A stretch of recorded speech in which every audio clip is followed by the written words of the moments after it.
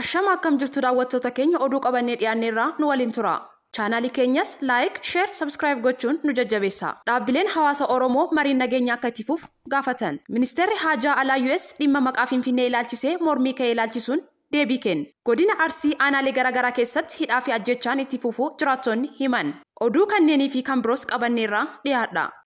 Godina Arsii aanaalee garaagaraa keessatti waraanni mootummaa sakattaa waraana bilisummaa Oromoo jedhuun ajjechaa hidhaa fi qabeenya mancaasaa akka jiru jiraattonni himan. Aanaa Roobee Diida'aa magaalaa Hindatoo keessatti humnoonni mootummaa qabata waraana bilisummaa Oromoo jedhuun uummata dararaa jiraachuu jiraattonni himan. Muddee 2 bara 2023 bulchaa magaalaa Hindatoo kan ta'e Naashaa Kadir nama jedhamu qabata waraana bilisummaa Oromoo waliin qabda jedhuun magaalaa keessatti waraana mootummaatiin ajjeefame jedhu maddeen. Gandoota akka Qaboo Addaa, Jaboo, Waltayii, Dambal Qillisaa keessatti waraanni mootummaa uummata rakkisaa jiraachuu maddeen himan. Dhaabbileen hawaasa Oromoo marii nageenyaa akka itti fufu gaafatan. Dhaabbileen hawaasa Oromoo United States keessatti argaman dhaabbileen amantaa fi dhaabbileen siivikii Oromoo marii nageenyaa woboo fi mootummaa Itoophiyaa gidduutti jalqabame akka itti fufu gaafachuudhaan waamicha dhiyeessanii jiru. Mariin marsaa lammaffaa jalqabamuu isaa fi hooggantoonni waraana bilisummaa Oromoo fi kan mootummaa Itoophiyaa irratti hirmaachuu isaanii rakkinichi karaa nagaadhaan ni hiikama abdii jedhu uummata keessatti uumeen jajjabaachuu isaa kan beeksise ibsi dhaabbilee hawaasa Oromoo kun marichi firii malee xumuramuu isaa akka isaan gaddisiis ibsanii jiru. Gareewwan lamaan maricha booddee sababa mataa isaanii dhiyeessuudhaan wal komachaa akka turan kan hime ibsi dhaabbilee Oromoo kun Fuldurattis afaan qawwee cufuudhaaf wanti isaan daangessu akka hin jirre eeree gareen kamiyyuu waraanaan fedhii isaa bakkaan ga'achuu akka waan salphaa hin taane hubachiisee jira.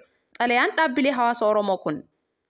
Gareewwan lamaan hatattamaan dhukaasa dhaabanii haalli gargaarsa namoomaa akka mijatu akka taasisan ni kadhanna kan jedhe ibsi dhaabbilee hawaasa Oromoo mariin nageenyaa akka itti fufu abdii qabaachuu isaanii ilaalchisee ibsa barreessaa olaanaa garee IGAD irraa bahe jajuudhaan. Gamfa Afrikaatti jilli addaa mootummaa United States Mike Hammer dhimma nageenya Oromiyaa fi Itoophiyaa ilaalchisee koree mana maree bakka bu'oota uummataa irratti ragaa bahaniif galateeffatee jira. Gareewwan naannoo fi kan addunyaa akkasumas dhimmicha warreen dhiyeenyatti hordofaa turan mariin marsaa itti aanu akka mijatu dhiibbaa mataa isaanii akka taasisan xalayaan dhaabbilee hawaasa Oromoo kun jabeessee jala muree jira.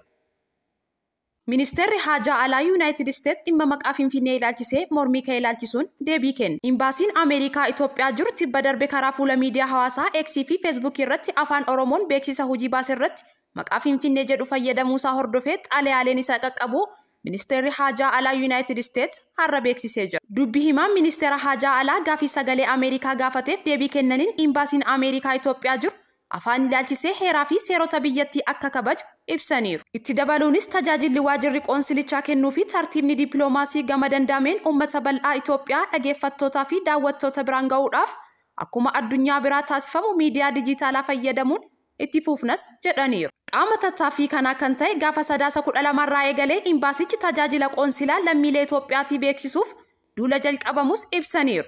Dubbi himaan kun ergaawwan suur-sagalee yookiin viidiyoo afaanota Ingiliffaa, Amaariif, afaan Oromoo, Somaaliif, Tigriffaa fi afaan Somaaliin hojjechuu isaas ibsaniiru. Dhimma kana ilaalchisuun xalayaaleen isaan qaqqabu kan ibsan dubbi himaan Ministeera Haajaa Alaa karaa hojimaata dippiloomaasii beekamaa ta'een keessummeeffamaa jiras jedhan. Gareen deeggarsa namoomaa karaa deemaa jedhamuun beekamu Injiinar Daani'el Gammadaatiin durfamu deeggarsa namoomaa nyaataa fi qoricha of keessaa qabu lixa Oromiyaa qaqqabsiisuu ibsa. Garichi deeggarsa namoomaa hawaasa Oromoo Firaankiifart, Aayerlaand, Los Angeles, Kaalifoorniyaa fi dhaabbilee amantii irraa itti ergame qabachuun Wallagga lixaa aanota 3 qaqqabsiisee jiraachuu hima. Deeggarsa kana aanota godina Wallagga lixaa 3 jechuunis Aayiraa, Gullisoo fi Qondaala dhaqqabsiisuu ibseetii jira. Deeggarsa kanas birrii miiliyoona 2.58 bituu ibsa. Ogeeyyiin fayyaa Gullisoo fi Aayiraa akkasumas hawaasni aanaa Qondaalaa deeggarsa argatanitti gammaduu ibsanii jiru. Gaazatti lakkoofsi namoota du'anii 16,000 dhiyaachuu Ministeerri Fayyaa Gaazaa hima. Haleellaa onkoloolessa 7 hordofuun Israa'el duula eegaltee as namoonni